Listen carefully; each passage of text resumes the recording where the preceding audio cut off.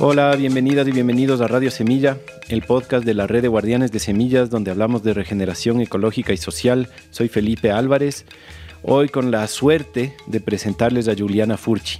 Yo pensaba que Juliana estaba fuera de nuestras ligas, no pensé que íbamos a poder conseguir una entrevista con ella, y por suerte, por esas cosas del destino, mi amigo Ramiro Ávila me la presentó en Quito hace unos meses. Y pues eso, pudimos conocernos y me concedió esta entrevista. Juliana es un referente mundial en la micología, es una pionera en la conservación y en la educación sobre hongos. Ha escrito 2 volúmenes sobre hongos de Chile y otros títulos más. Ha conseguido unos logros increíbles en el mundo de la conservación, en el mundo de la política, en el mundo de la educación. Fundadora de Fundación Fungi, una ONG muy potente que está en Chile y también está en Estados Unidos.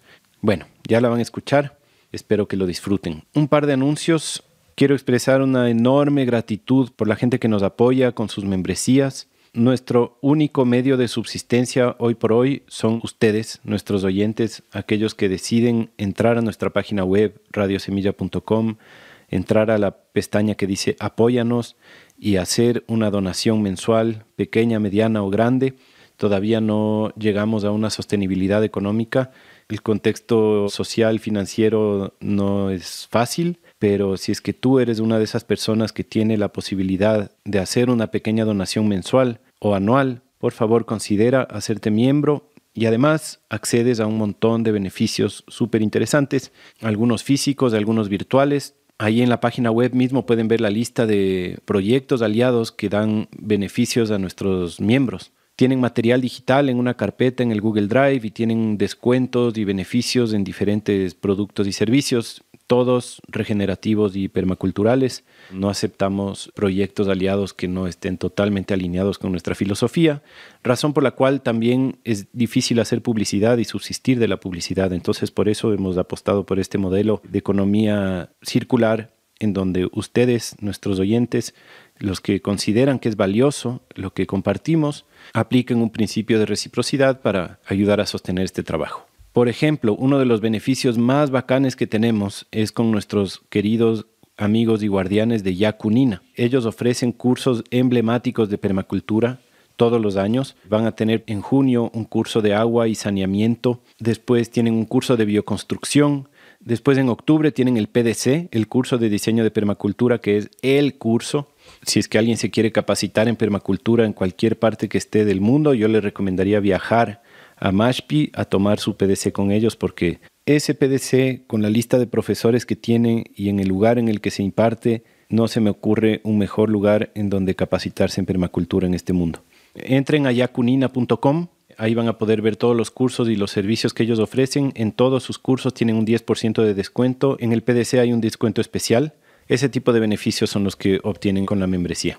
Les cuento también que el 31 de mayo de este mes, para las personas que están en Quito o en sus alrededores, vamos a hacer el lanzamiento del libro de Paul Gamboa Trujillo, Macrohongos del Ecuador y sus usos etnomicológicos, que es un libro que hemos estado todos los apasionados de los hongos de este país esperando desde hace años. Lo lanzó ya en la pandemia, pero todavía no ha sido tan distribuido. Y ahora vamos a impulsar ese libro en un lanzamiento en la Universidad Andina, en Quito, con Ramiro Ávila. Va a estar Juliana Furchi virtualmente, también de invitada en la presentación del libro. Les voy a dejar el enlace en las notas del episodio para los que puedan o quieran asistir. Y ese libro estamos justamente trabajando ahora para que esté disponible en la librería de nuestras queridas aliadas Librería Casiopea, para que lo tengan disponible con el descuento correspondiente para los miembros de Radio Semilla, que también tienen su 10% de descuento en todos los libros de la librería Casiopea. Entren a casiopealibrería.com, también tienen ahí una tienda online. Eso, espero que disfruten de la conversación con Juliana Furchi. Un abrazo. Juliana Furchi. Qué honor, qué gusto tenerte en nuestro humilde podcast. Muchísimas gracias por aceptar la invitación. ¿Cómo estás? Muchas gracias a ustedes. Es un honor estar aquí. Todo bien, gracias. Aquí en Santiago de Chile. Te cuento que este es el tercer episodio en el que vamos a hablar sobre hongos en nuestro podcast. Entonces tenemos la suerte de poder tal vez entrar en temas más profundos y no tenemos que dedicar tanto tiempo a todas las explicaciones básicas que un poco ya fueron hechas. Pero bueno, igual va a ser una conversación libre y abierta sobre hongos. Pero normalmente siempre comenzamos con una pequeña historia personal, así de vida, de dónde eres, de dónde vienes. Entiendo que eres chilena principalmente, pero también eres media italiana, media inglesa. La verdad es que no principalmente chilena, principalmente italiana, diría. Ah, ya. Yo soy de madre mitad chilena, mitad portuguesa, de padre italiano y nací y me crié en Inglaterra, sí. Mi madre fue exiliada, fue refugiada política en Inglaterra, luego de ser prisionera política en Chile, y yo nací durante su exilio. Y eso te quería preguntar, tú tienes como un linaje de mujeres así power, ¿no? Tu mamá creo que era una mujer fuerte y alguna vez te escuché hablar de tu abuela también. No es que estás aquí donde estás así de gratis. ¿Nos quieres contar un poco de ese linaje femenino potente que tienes? Sí, claro, por el lado de madre, mi abuela materna era profesora y directora de la Escuela de Matemática y Física del Pedagógico de la Universidad de Chile. Ella fue de las primeras mujeres dedicadas a la docencia de docentes en las áreas de matemática y física en Chile. Y mi madre, geógrafa y economista, mujer muy fuerte y muy potente, dispuesta a todo por sus ideas e ideales. Y fue en la dictadura de Pinochet que tuvo que exiliarse. Claro. O sea, luego de ser prisionera política un año, la expulsaron del país, sí. Y entonces ahí tú naciste en Inglaterra y ahí pasaste la mayoría de tu infancia. Sí, estuve hasta casi los 15 años en Londres y pasando tiempo anualmente en Italia con mi familia paterna. Mi padre 100% italiano del sur, de Calabria. Vengo de un pueblo muy pequeño en la punta de la bota que se llama Dinami y mis abuelos eran productores de aceite de oliva, vino, economía de subsistencia. Uh-huh. ¿Y después volviste a Chile en algún punto todavía en tu adolescencia o ya de adulta? No, yo no volví a Chile. Mi madre volvió a Chile. Yo nací en Inglaterra y vine a Chile cuando ella volvió. Claro. Mucha gente se confunde y cree que los hijos o las hijas de personas refugiadas y exiliadas regresamos, pero no, también sufrimos el desarraigo de ser sacados, digamos, de donde hemos nacido y criado. Ella regresa a Chile cuando llega la democracia y yo vine con ella. ¿Eso qué es 89 por ahí? No, nosotros llegamos diciembre del 92. El año 90 fue el plebiscito. Ah, ya. Sí. Bien, ¿y ahí te quedaste en Chile? Estoy aquí, vivo aquí y la verdad que un poco ciudadana del mundo, viajando constantemente por todas partes con hermanos en distintos países y todavía la familia muy dispersa, ¿no? Esto de las consecuencias del exilio y de las dictaduras duran muchas generaciones, pero mi base es en Chile y vivo con mi hijo en Chile. Uh-huh. Qué loco eso de las dictaduras que justo al final de la temporada anterior, de hecho, cuando teníamos programado grabar la primera vez contigo, tuvimos como 3 o 4 episodios en donde todos nos hablaban de las dictaduras del Cono Sur, en Chile, en Argentina y en Brasil, y lo fuerte que está siendo todavía, digamos, de cómo se siente todavía el impacto de lo que fue esa bestialidad. Claro. No sé por qué, ¿no? Nosotros no es que nunca pusimos un énfasis en hablemos de las dictaduras del Cono Sur, pero ha sido un tema súper recurrente con invitados últimamente que elevan este tema como algo que ha impactado mucho. Qué loco, ¿no? Sí, hay muchas personas afectadas, ¿no? Y en la generación nuestra, muchas veces como el hablar múltiples idiomas o el tener experiencias de vivir en otros lugares, muchas veces va de la mano con haber sido víctima de dictadura. Uh-huh. ¿No? Porque los hijos y las hijas de las personas exiliadas somos víctimas también. Somos personas cuyas vidas y familias son separadas y cortadas cuando llega la democracia y hay retornos a los países. Uh-huh. Y además hay un patrón que muchas veces esos luchadores que estaban ahí contra las dictaduras en los 70s eran gente en sus 20 años que estaban también teniendo hijos y esos niños estaban recién naciendo justo en ese momento, ya sea en medio del conflicto o ya en el exilio. Entonces, claro, es un impacto re fuerte. Sí. Oye, Julie, para volver un poco a tu vida, de ahí tu interés, digamos, por el bosque, por la naturaleza, por la conservación, ¿nace también desde pequeña? ¿Cómo llega? Mi madre siempre ha sido como muy cercana a las plantas. Por ejemplo, me crié en Londres, pero en una casa donde no había cortina, sino que había una cortina de plantas, ¿no? Y era como en la cuadra, era la casa conocida por tener esa ventana verde. Mi madre siempre se dedicó mucho a, aunque fuera en un departamento y en una metrópolis, de que viviéramos rodeados de naturaleza. Y luego, como mencionaba, mis abuelos paternos, campesinos de subsistencia, trabajando la tierra, labrando la tierra eran la alfabetización mínima, o sea, saber leer y escribir apenas, ¿no? Y tardío en la vida. Personas como mucha gente cree que no hay en Europa, pero en el sur de Italia, hasta los años 90 era la región más pobre de Europa, entonces hay mucha similitud. Entonces había una cercanía a la naturaleza y cuando iba anualmente a pasar meses con mis abuelos paternos, iba al campo con ellos. Pero ahí no nació mi relación con los hongos. Mi relación con los hongos nace mucho después, como cerca de los 20 años. Pero siempre un aprecio por la naturaleza y siempre entendiendo que somos naturaleza. No, no me criaron como si fuéramos algo distinto a naturaleza. O sea, era muy, muy claro, somos animales y declarado, digamos. Ah, qué bacán. Cuéntame una cosa, ¿fue un Cordyceps o fue un psilocibe el que te infectó el cerebro en algún punto y te forzó a trabajar para siempre por los hongos? Y que me imagino que hasta ahora te está jalando las cuerditas. Yo creo que deben haber sido las levaduras, ¿ah? Si lo pensara bien, pienso más bien las levaduras, pero no, yo tuve experiencias con psilocibina y psilocina, o sea, con los psilocibe, antes de trabajar para los hongos. No, no fue mi experiencia psicodélica con hongos o mi experiencia con hongos curativos el que me llevó a trabajar para ellos. Y fue más bien como un encuentro con una especie en un bosque y la curiosidad. Quería saber quién era y no había cómo saber. Y fue más bien por ahí que nace mi curiosidad por ellos y mi trabajo para ellos. Ujú. Y en este momento en el que tú te encontraste con ese hongo que no sabías quién era, tú estabas trabajando ya en otros temas de conservación, ¿no es cierto? Yo estaba estudiando en la universidad. Pasa que ya al momento de poder decidir qué hacer con la vida, yo tomé la decisión de trabajar como devolviendo algo. Y eso nació en gran parte de una experiencia con ayahuasca Mm. de adolescente joven, ¿no? Temprana en la adolescencia trabajé con ayahuasca en varias ocasiones y ahí se cementó, digamos, esta voluntad de devolver algo a la tierra o a las personas, pero siempre de devolver. Y ahí empezó una búsqueda de cómo devolver. Empecé estudiando trabajo social y me di cuenta que no era a través de los seres humanos.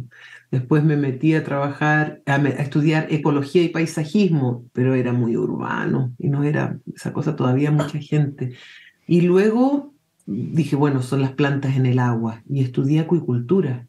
Y en eso estudié en la universidad acuicultura y trabajé con algas, estudiando cómo reproducir algas de manera más sostenible, es decir, sin arrancarlos, ¿no? Dejando los discos basales y cosas así. Y fue en ese camino, en ese momento de la universidad que respondí a un anuncio de un voluntariado para muestrear zorro, ¿no? Para ir a tomar muestras de fecas de zorro y de ver los movimientos de zorros con radiotelemetría. Y en ese andar conocí este hongo, vi este hongo que quería saber quién era. Fue más bien casual, fue un encuentro no planificado y que despertó un interés, un compromiso no explicable. Ujú. ¿Y quién era? Yo creo que era Gymnopilus chilensis, no sé, yo creo Mm. que era. Pocas posibilidades, debe haber sido un Gymnopilus, sí. Gymnopilus es este género que tiene la especie del Laughing Jim, del Sí, Spectabilis, creo que es. sí, o Junonius, sí. Y Purpuratus, que tienen psilocibina algunos de ellos, no todos. Ajá. Bien, entonces tú te encuentras con este hongo, te nace la pasión, te das cuenta que no hay mucho cómo estudiar o dónde estudiar, no hay libros. ¿Cómo hiciste? ¿Cómo hiciste para seguir ese camino?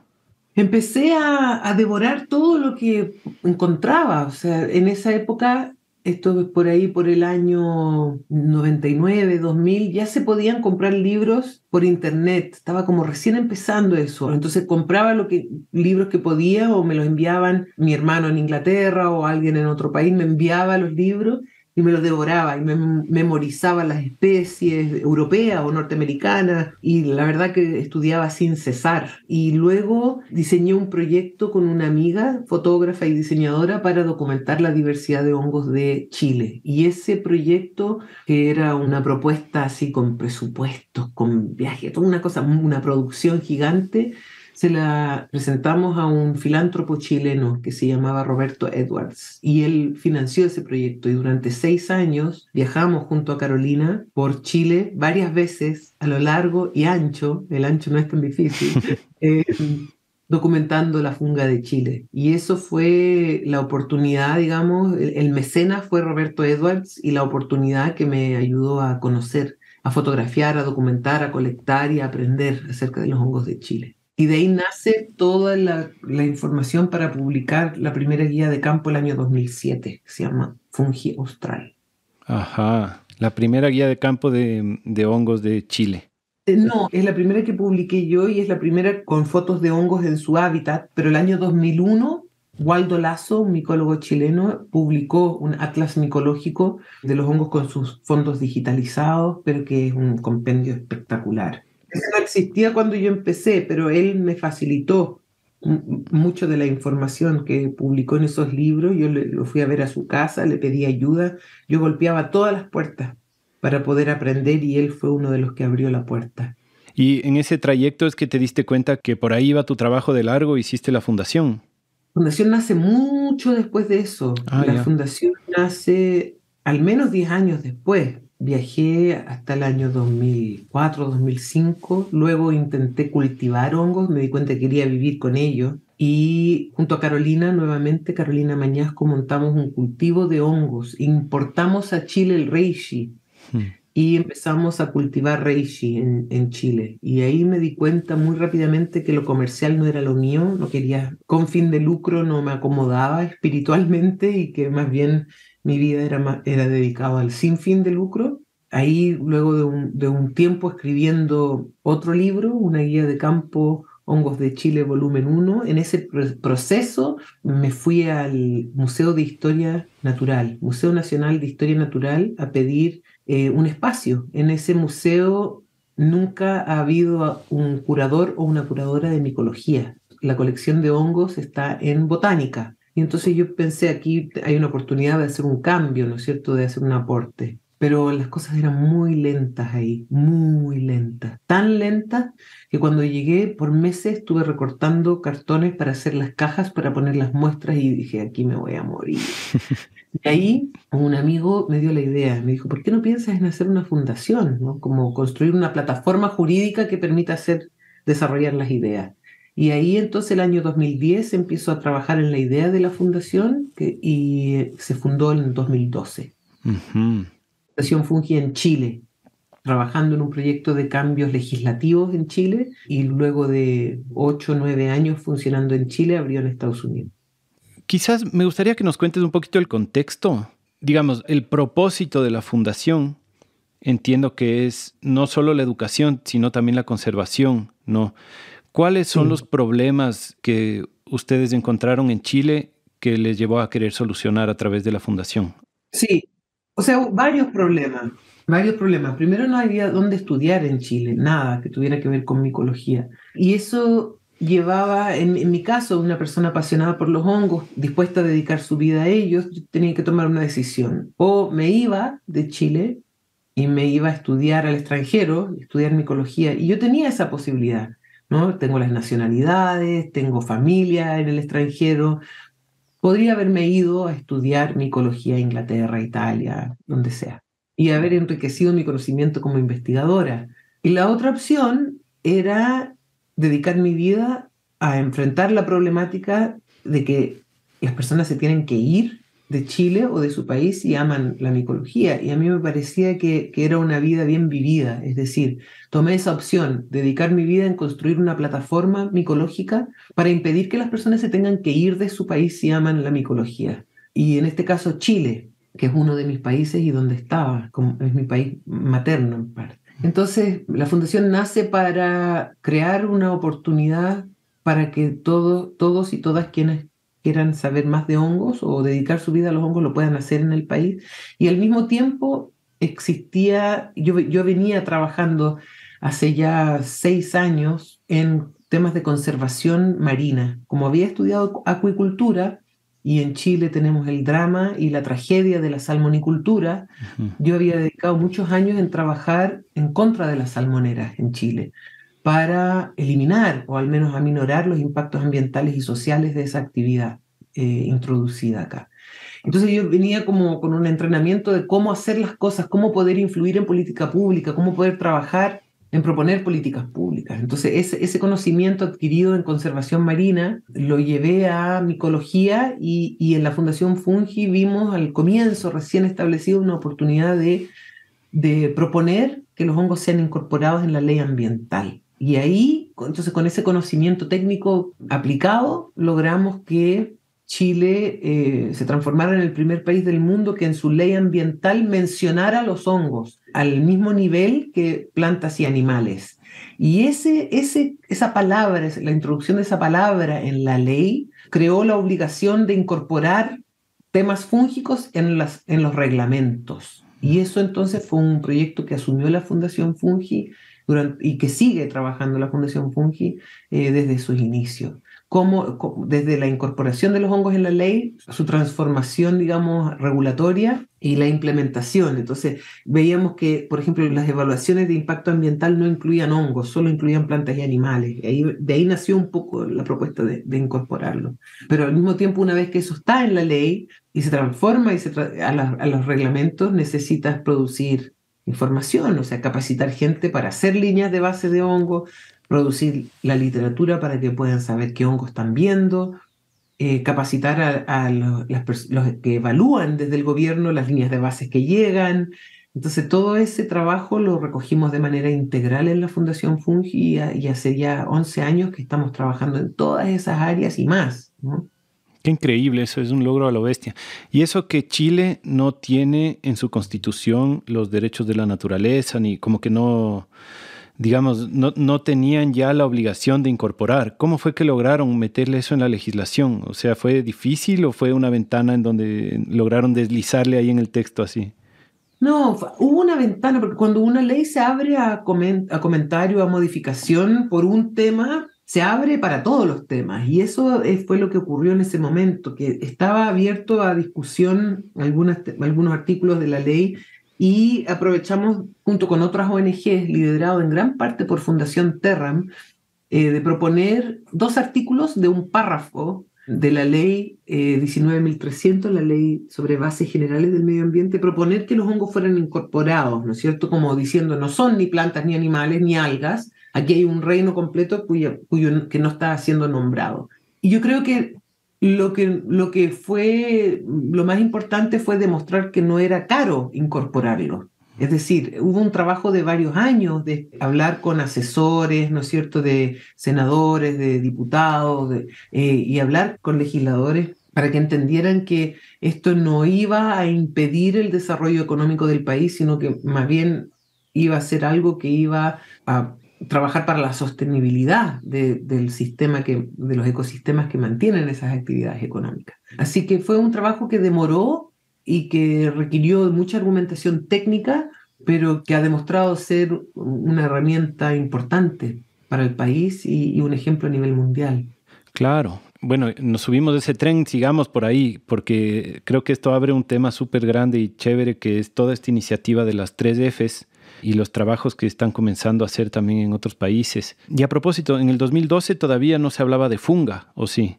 No, funga es un término que se ocupa hace muchos años, e incluso hay una serie de publicaciones muy, muy importantes que se llama funga nórdica, ¿no?, en Escandinavia, pero no era un término delimitado ni utilizado como hoy. Explícanos qué es la funga.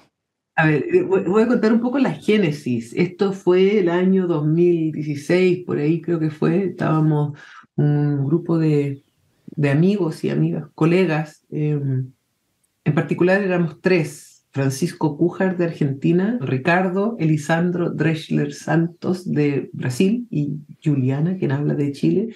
La verdad, tomándonos unas caipiriñas en un bar y bastante enojados, como esto era un congreso, como molestos con el hecho de que nunca eran considerados los hongos a la par de plantas y animales.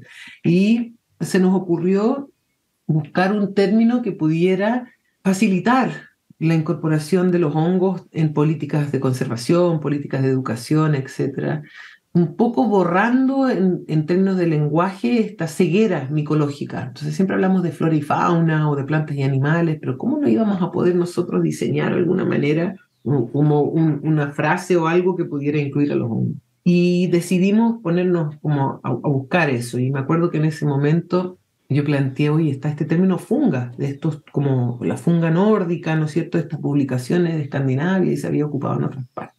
Y ahí comenzó el trabajo que culminó en un paper que se publicó en 2018 que delimita a las 3F, una propuesta de las 3F, y delimita el término funga como un término válido para referirse a la diversidad de hongos de un lugar. Y ese trabajo lo lideró, el primer autor es Francisco Cújar, lo lideró Francisco, que es un as de la etimología y del lenguaje, muy interesado en las ciencias lingüísticas. Argentino, ¿verdad? Argentino, a la par de ser un micólogo extraordinario. Y entonces empezamos a buscar qué palabra podía ser. Y en términos estrictamente científicos, la palabra más adecuada era micota, ¿no? Entonces, flora, fauna y micota, pero no pegaba, o sea, FFM, como que no daba. Y entonces argumentamos que esta palabra, ¿no?, una construcción artificial, la palabra funga no tiene una raíz ni griega ni latina que uno pueda definir claramente como referida a diversidad de hongos, pero sí existían algunas referencias a la palabra y había sido utilizada en esos términos. Entonces propusimos su incorporación a la frase flora y fauna como una forma de incluir a los hongos y de referirse correctamente a la vida macroscópica en la Tierra. Y esa propuesta 3F fue publicada en 2018 y la Fundación Fungi empezó entonces a promover y a invitar a países e instituciones y personas a empezar a dejar de usar esta frase obsoleta, flora y fauna, y empezar a hablar, ¿no?, como en términos más modernos, de flora, fauna y funga. Entonces la flora es la diversidad de plantas de un lugar determinado, fauna, la diversidad de animales de un lugar determinado, y funga, la diversidad de hongos de un lugar delimitado. Y esa propuesta después cobró vida y se creó la iniciativa de las 3F, que es la que hoy día es una coalición en la cual trabajamos. Pero todo eso nace de la propuesta que se publicó. Qué genial. ¿Y tú crees que llega hasta ahí, hasta la tercera F, o mientras descubramos más importancias de otros reinos vamos a seguir sumando más Fs? Si alguien quiere sumar, yo los apoyo. Yo me debo a este reino y no voy a estar por el momento sumando otros reinos a mi carga laboral y espiritual. Sí, pero apoyo si alguien quiere darle con otro. La verdad, muchas veces me preguntan, ¿y qué pasa con los protistas? Bueno, digo, dale, yo te apoyo. Yo no lo voy a hacer. No. De ley. Creo que lo que podemos hacer es hablar un poco de hongos y derechos de naturaleza. Tú mencionabas, Felipe, claro, que Chile, a pesar de esta como cosa más progresista en términos de conservación de hongos, no es un país que tenga derechos de naturaleza en su constitución, y eso no es un tema importante. Se propuso en un cambio constitucional que no se aprobó, que fue rechazado el año pasado, pero Ecuador en realidad siempre es el país que uno mira, ¿no?, como un ejemplo de progresión hacia personalidad jurídica o personería jurídica de algunas especies, o el reconocimiento de derechos jurídicos de organismos no humanos. Así prefiero decirlo de esa manera.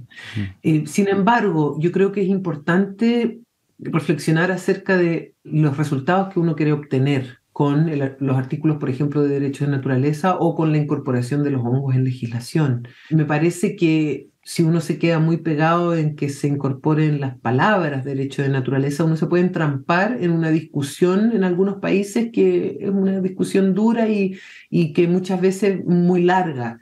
Pero si es que uno incorpora los hongos en la legislación ambiental de los países, a veces el resultado es similar. Entonces, yo he estado enfocada en promover la incorporación de los hongos en legislación, porque cuando los hongos son organismos que son distintos de las plantas y los animales. En general, los animales uno en muchos casos los puede llevar a un zoológico y puede conservar. Las plantas, algunas uno las lleva, ¿no es cierto?, a un jardín botánico, un banco de semillas, y puede conservar esas especies. Pero hay muchos hongos, la mayoría de los hongos son inseparables de su medio.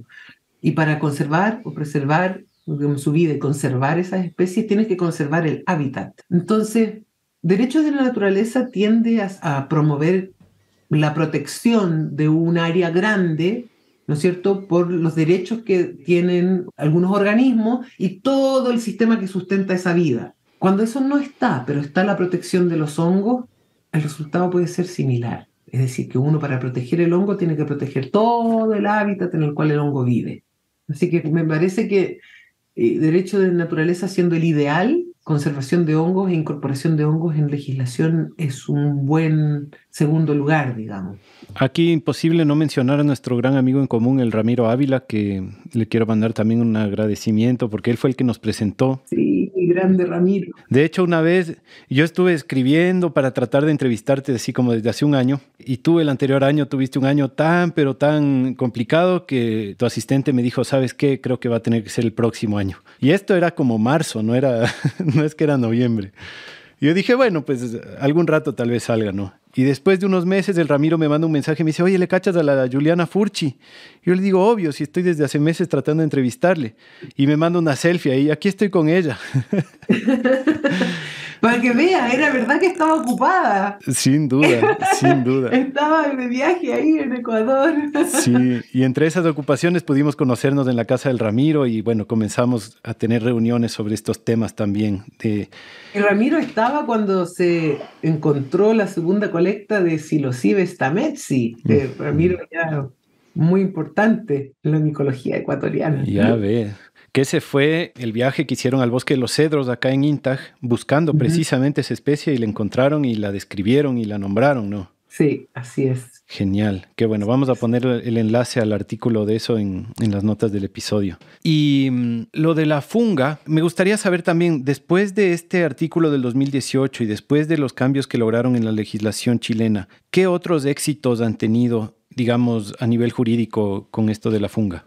A ver, el año antepasado, la UICN, la Unión Internacional para la Conservación de la Naturaleza, adoptó el lenguaje micológicamente inclusivo y declaró públicamente que nunca más van a hablar solo de flora y fauna o de plantas y animales para referirse a diversidad macroscópica, biodiversidad macroscópica en la Tierra. Y eso es gigante porque es el organismo que hace las listas rojas, donde hay muchos países que son miembros. La ONG Rewild, que fue fundada por Leonardo DiCaprio también, adoptó las 3F y públicamente declaró que no van a hablar solo de flora y fauna. Hace algunos meses, hace un mes más o menos, Naciones Unidas empezó a comunicar sobre la importancia de hablar de las 3F. La semana pasada la RAE, el diccionario de la Real Academia Española, reconoció el término funga. Ah, mira. Ha habido varias, sí, esto está pasando y esas son algunas, digamos, como más emblemáticas, pero hoy día en más de 20 países se adopta. Brasil tiene un portal de diversidad de flora y funga nacional. En Islandia hay un instituto sobre la funga. Hay muchos países. Realmente ha tenido un impacto enorme. Qué genial, increíble. Sí. Todo gracias a una caipiriña. ¿Cuántas? No todo gracias a eso, pero la verdad es que fue esa inspiración, ¿no? Como el tener el espacio de conversar y crear, que muchas veces es acompañado de levaduras. Haciendo un paréntesis, yo creo que eso es clave de cómo los humanos funcionamos, pero es algo que yo encuentro en ti, un valor súper grande. Al menos el momento que te conocí, no es que te conozco tantísimo, pero lo que te he conocido, como que tienes esta facilidad de empujar tu trabajo y tus ideales y tus sueños, pero a la vez como en contextos sociales divertidos y auténticos, ¿cacha? Como pasa mucho, en especial en el mundo de la academia y en el mundo de la conservación y en el mundo de la política, que hay como esta gran división, ¿no? Entre lo que es laboral y lo que es personal, y qué sé yo. Y yo te siento que tú eres una persona que lleva tan en el corazón y tan auténticamente tu trabajo y lo que estás haciendo, que lo contagias en una conversación entre, qué sé yo, vinos y comida y lo que sea. Estamos entre panas, pero a la vez estamos empujando el proyecto, ¿cacha? El proyecto de vida, sí. Sí, o sea, no hay una diferenciación entre mi existencia y mi trabajo, es decir, Ujú. tengo esa suerte. Yo no dejo de trabajar, ni comienzo a trabajar tampoco. Entonces, eso es como bien inevitable y absoluto. No soy distinta después de las 6 de la tarde o antes de las 9. Eso me parece genial.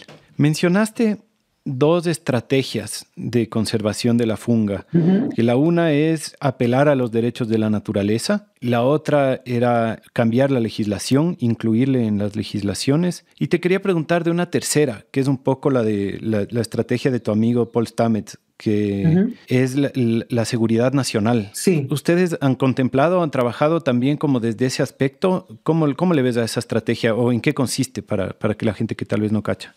A ver, todo esto nace cuando Paul, hace unos años atrás, empezó a trabajar con una especie cuyo nombre vernacular es agaricón, ¿no? Es Fomitopsis officinalis. Y esa especie tiene un antiviral muy potente. Y eso llevó al diseño de una estrategia de conservación de hongos o de bosques, porque ahí existía un hongo que tenía un antiviral que era posiblemente una herramienta en contra de como armas biológicas, ¿no? Mm. Entonces nace por ahí y esa estrategia nace mirando los compuestos que pueden tener algunos de estos hongos. A ver, yo creo que aquí es importante decir que la micología no es solo una cosa. No sé, mucha gente dice, tú trabajas con hongos. Yo tengo un tío que es médico que también trabaja con hongos. Pero si yo dijera trabajo con plantas, la gente me preguntaría, ¿qué tipo de planta? ¿Trabajas con árboles, con arbustos, con palmeras? No sé. O si yo digo, no, trabajo con animales. Obviamente la pregunta sería, ¿qué tipo de animal?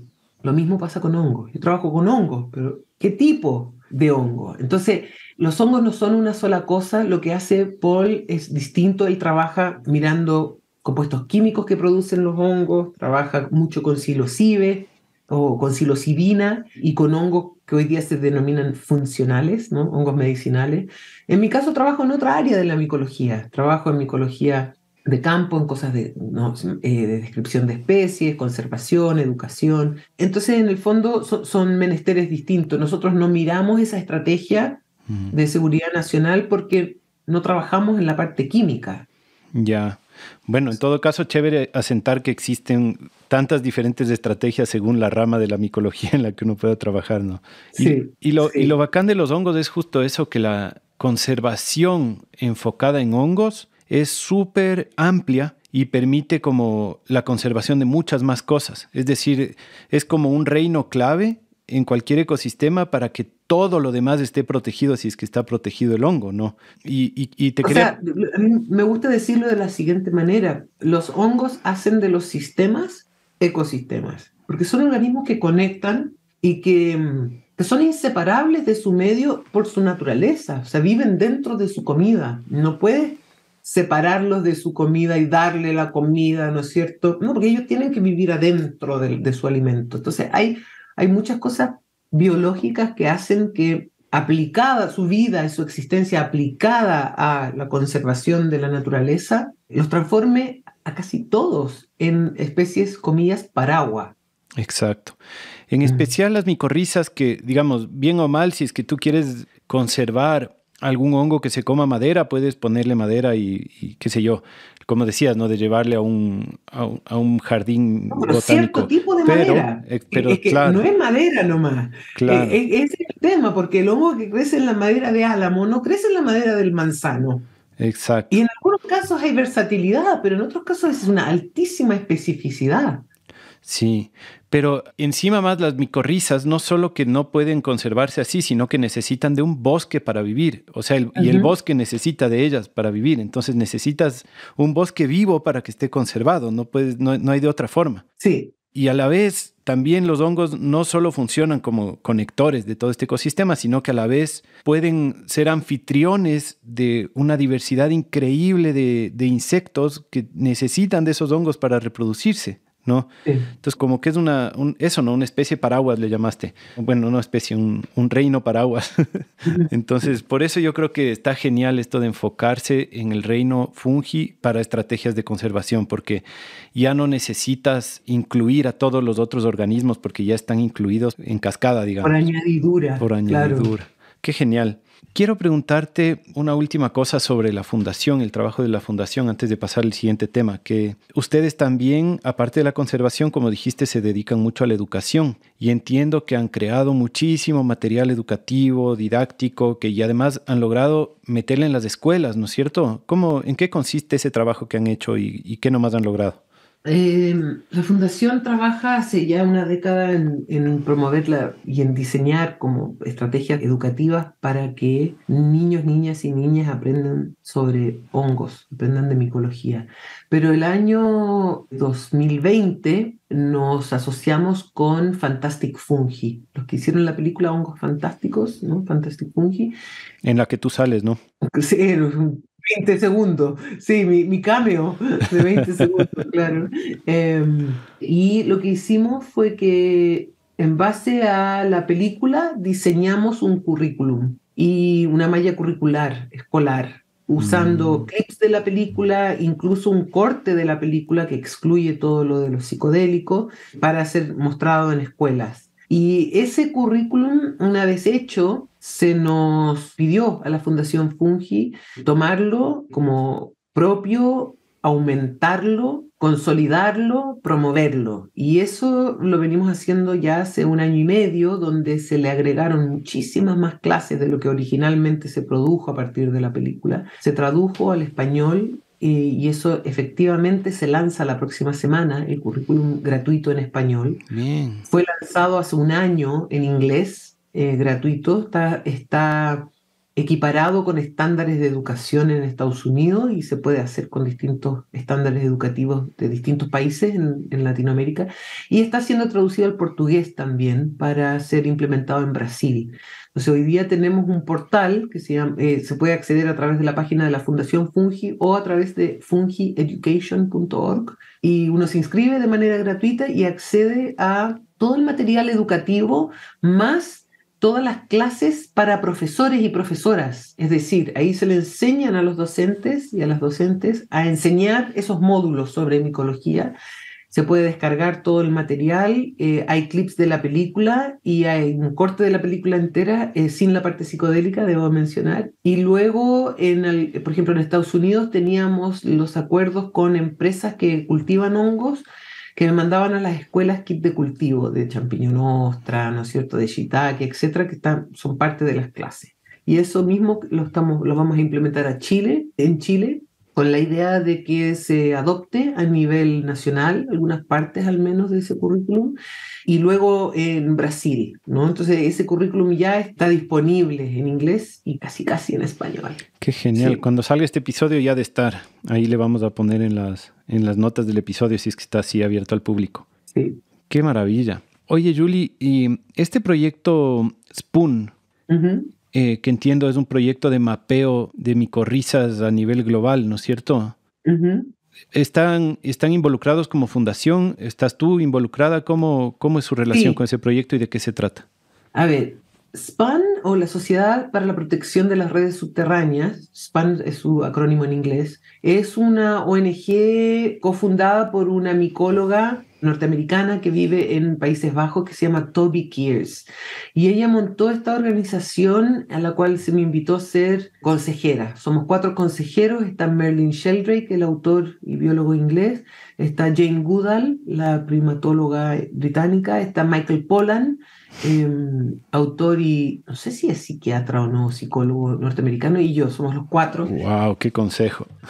Sí, somos los 4 del consejo de la organización y a la vez la Fundación Fungi y la organización tienen una simbiosis en la cual anualmente hacemos viajes para tomar muestras de suelo y de hongos y trabajar en conjunto buscando estrategias de conservación. Y eso, de hecho, vengo llegando hace 3 días de la Tierra del Fuego, donde estuvimos en un viaje de spam con la Fundación. Pero es una organización distinta a la nuestra, de la cual yo soy consejera y con la cual Fundación Fungi tiene una simbiosis. ¿Y cómo es esta estrategia de mapear estas redes fúngicas? La idea también es como tener un mapa global de diversidad de redes subterráneas, ¿no? Para la conservación, ¿cuál es la estrategia del proyecto? ¿Cuál es el objetivo? SPAN tiene como objetivo el mapeo de las redes subterráneas con el fin de conocer comunidades de hongos micorrízicos que viven en el suelo y entender dónde están los hotspots, dónde están los puntos de mayor diversidad en el planeta para promover luego su protección. Uh-huh. El mapeo no es un mapeo lineal, digamos, no es un mapa como el que conocemos donde están estas como fronteras políticas, sino que es un mapeo de comunidades de micorrizas. Genial. Bueno, quiero cambiar de marcha al próximo tema antes de que se nos vaya acabando el tiempo. Y es algo que yo tengo ganas de preguntarte desde hace mucho rato porque me interesa muchísimo y no conozco mucho, que es la historia evolutiva de los psilocibes. Uh-huh. Sé que tú eres la persona apropiada para preguntarle algo, pero muy poco te he escuchado hablar al respecto. ¿Nos quieres contar un poquito de este género psilocibe y su historia evolutiva? A ver, yo le puedo contar un poco en lo que estamos y de la historia evolutiva, algunas cosas que sé. Resulta que trabajo muy de cerca con un micólogo norteamericano que se llama Bryn Dentinger. Y junto con Bryn y Paul Stamets y una colega química en Utah, hemos estado trabajando para extraer los genomas de todas las especies de psilocibe conocidas. Entonces, para poder entender quiénes son, dónde están, de dónde vienen, hace cuánto tiempo, etc. Ese proyecto nació hace 2 años y pedimos muestras de pedacitos muy pequeñitos de los holotipos de las especies de psilocibe conocidas. El holotipo es el ejemplar físico con el cual se nombró una especie. Por ejemplo, yo encontré en los cedros el holotipo de Psilocybe stametsii. Es el ejemplar físico que dio origen al nombre. Y ese ejemplar se guarda en un fungario. En este caso está en el Herbario Nacional en Quito, de Psilocybe stametsii. Entonces, pedimos muestras de los holotipos, pequeños pedacitos ínfimos, para analizar el ADN y obtener un genoma completo. Y en ese proceso fuimos viendo que hay algunos que son iguales, es decir, que una misma especie se había nombrado 2 veces. Y ahí rige el nombre más antiguo, ¿no? Entonces, por ejemplo, si tiene 2 colectas, uno, pongamos, en Chile, otro en Argentina, pero son exactamente lo mismo, su genética es idéntica, el nombre que queda es el nombre más antiguo.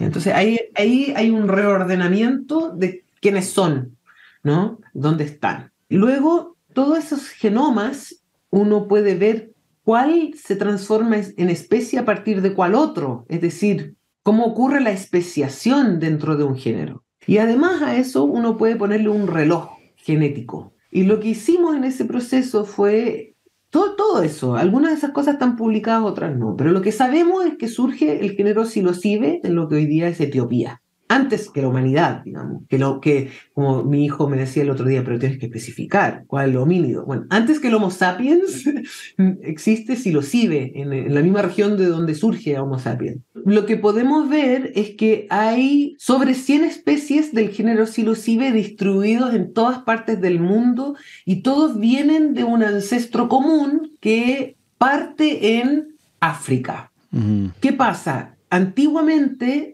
muchas de las especies que estaban dentro del género Psilocybe hoy día ya no lo están y son parte de un género que se llama Decónica, y es porque hace unos años atrás se separaron las especies del género Psilocybe dependiendo si es que producían psilocibina o no.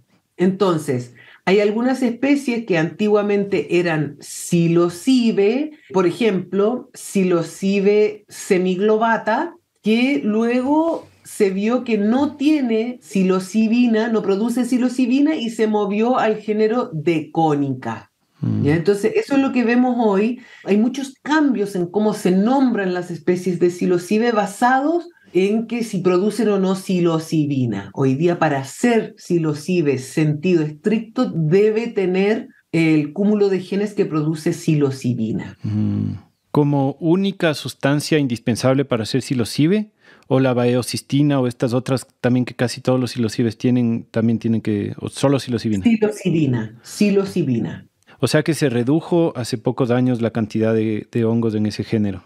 Exactamente. Entonces, si uno mira, por ejemplo, la publicación de Paul Stamets, que se llama Psilocybin Mushrooms of the World, hoy día muchas de esas especies ya no están en el género psilocibe, están en el género Deconica u otro.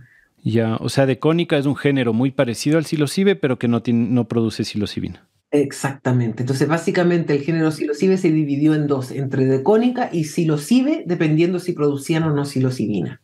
Bien. ¿Te gustaría tal vez, ya que estamos hablando de la historia de los psilocibes, comentar sobre la hipótesis del mono volado, del mono, ¿cómo le llamamos en español? El Stone Ape Theory. Sí, mono volado debe ser. Mono volado. Mira, es una hipótesis más que una teoría, ¿no es cierto? Existe, ¿no?, una hipótesis de que el cerebro del Homo sapiens o de los homínidos que llevan a Homo sapiens se desarrolló en parte gracias al uso de psilocibe.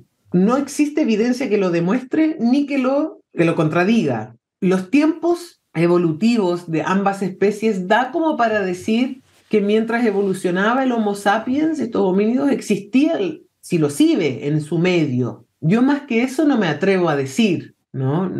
Te cacho. A mí me pasa que cuando leo y veo las evidencias que hay y como que les escucho a los expertos hablar, digo, sí parece muy probable, quién sabe. Cuando tomo psilocibina, digo, obvio. Claro. No hay de otra. Claro. Es una hipótesis, como digo, que no está comprobada ni desmentida.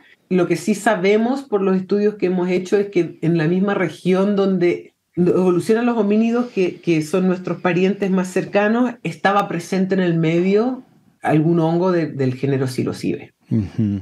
Justo ayer le escuchaba en un podcast a Alex Gray, que es este artista visionario increíble. Y a propósito, estamos ahora, me parece simbólico que estamos ahorita es el 4/20, pero ayer era el 4/19, que era el día de la bicicleta, el famoso día en el que Albert Hoffman tuvo su primer viaje intencional con LSD, ¿no? Entonces, y hoy día es el día del micólogo, o el día de la micóloga en el hemisferio sur. ¿Ah, sí? El 20 de abril, hoy día se celebra el natalicio de Carlos Pegazzini, y hoy día se celebra el día del micólogo y la micóloga en el hemisferio sur. Ah, mira.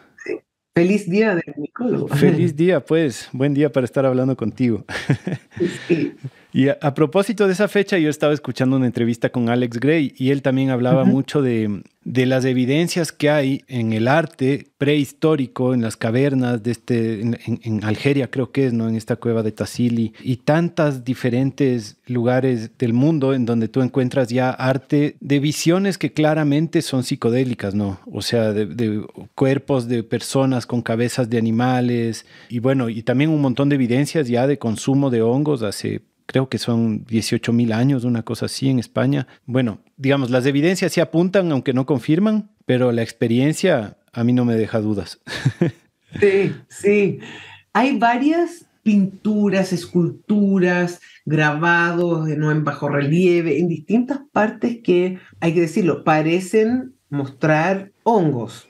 Digo parecen porque no sabemos, no hemos hablado con la persona que lo hizo, ¿no es cierto? No sabemos qué es lo que quería depictar.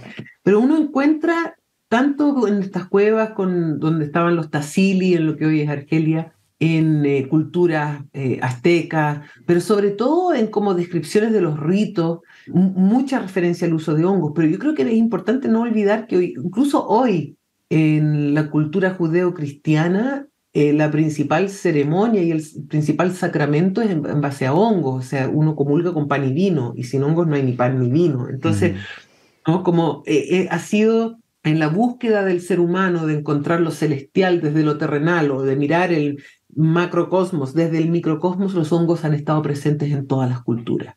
Y eso es difícil discutirlo.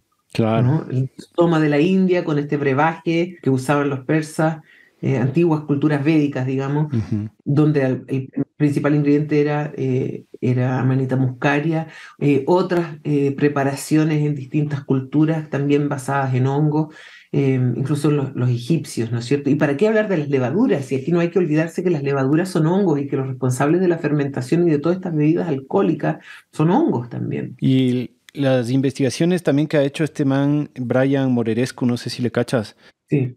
que habla de que sí se encuentran restos de vasijas con algún tipo de cerveza, algún tipo de ¿Mm? fermentación y probablemente con moléculas psicodélicas que pueden ser del ergot o pueden ser de los psilocibes, Sí. pero ya hay restos, digamos, bastante claros de que en este tipo de ceremonias hace 2000, 3000, 4000 años ya estaban usando, incluso en Turquía, creo, en Göbekli Tepe, que es como, tiene 11.000 años de antigüedad, también Sí, creo que sí. encontraron algo parecido. Han ido encontrando en distintas partes y es muy interesante ver cómo la humanidad ha coevolucionado culturalmente con hongos en todas partes, es decir, tanto usos ceremoniales como usos medicinales de otra índole, alimentos. No hay que olvidar que gracias a los hongos los alimentos se pueden preservar. O sea, la fermentación y la cerveza nace como un método de esterilizar un líquido, ¿no? Y no intoxicarse cuando uno lleva agua en una travesía de un desierto. Y así en distintas partes del mundo los hongos tienen una importancia esencial en forjar a la humanidad como la conocemos, desde poder hacer fuego, ¿no? Los hongos yesqueros, las ropas, la cestería, la tinción, por ejemplo, en decoración son sumamente importantes, y sobre todo en alimentación y en usos medicinales, ¿no? Ujú. Sé que se te va acabando el tiempo y te quería preguntar una cosa como un poco más generalista tal vez. ¿Cuáles han sido o cuál ha sido alguna enseñanza clave que a ti te han dejado los hongos durante todos estos, qué sé yo, veintitantos de años que has trabajado con ellos? ¿Y cómo crees que es vigente ese mensaje hoy en día? Mm, buena pregunta esa. Mira, algunas de las que puedo mencionar, dos o tres, te diría. Una que siempre tengo muy presente es que los hongos demuestran que los individuos no existen y que nadie puede vivir sin otro u otra. Donde sea que mires, ningún ser vivo es solo una especie. Mm, Los individuos no existen. Lo otro es que la muerte no es un fin, que la muerte no existe como tal, como nos han enseñado. El fin de una forma de vida no es más que el comienzo de muchas otras formas de vida. Los hongos a través de la descomposición habilitan la recomposición. Entonces, siempre en un ciclo depende de dónde te pares para ver dónde está el comienzo. Y desde el punto de vista fúngico, hay un comienzo de vida con el fin de una forma de vida. O sea, muere un perro y comienza la descomposición y comienza un montón de vida. Entonces, la muerte no existe como fin, la muerte no es un fin. Y lo otro te diría que enseña los hongos tiene que ver con un poco con la humildad en la identificación, es decir, yo ya con casi 25 años haciendo esto, ni siquiera confío un 100% en mis determinaciones de especies, salvo, digamos, en algunos casos. Es decir, hay muchos que se parecen entre sí. Los hongos a veces se adaptan muy rápidamente y hay anomalías, es decir, un hongo que uno dice solo crece con roble, de repente uno lo ve creciendo con un pino, ¿no? Entonces, como no confiarse, que te enseñan que nada es absoluto y que hay que ser humilde en ese sentido, en que uno se puede, como que en este no absoluto uno tiene que estar abierto, tiene que ser flexible. Ellos se adaptan súper bien a los medios y ayudan a que uno también se adapte. ujú. Me hiciste Eso. acuerdo de algún Cordyceps que puede ser varias especies a la vez. No sé O si... sea, es que hay algunas especies hay algunas clases de hongos que tienen anamorfos. Es decir, hay especies descritas como Isaria, género Isaria, que en realidad es la fase anamorfa de un Cordyceps, Hmm. ¿no? Solo con las herramientas moleculares uno se da cuenta que es lo mismo. Pero si tú los miras morfológicamente son completamente distintos. Lo mismo pasa con las morchelas. Las morchelas uno las ve de una manera, pero después uno encuentra como lo que parece un micelio en el suelo y lo miras y es una morchela, en una fase anamorfa. ¿no? Entonces, los ciclos de vida y los ciclos de reproducción de los hongos son complejos. Hay mucho tipo de hongo, no hay solo una manera de ser un hongo.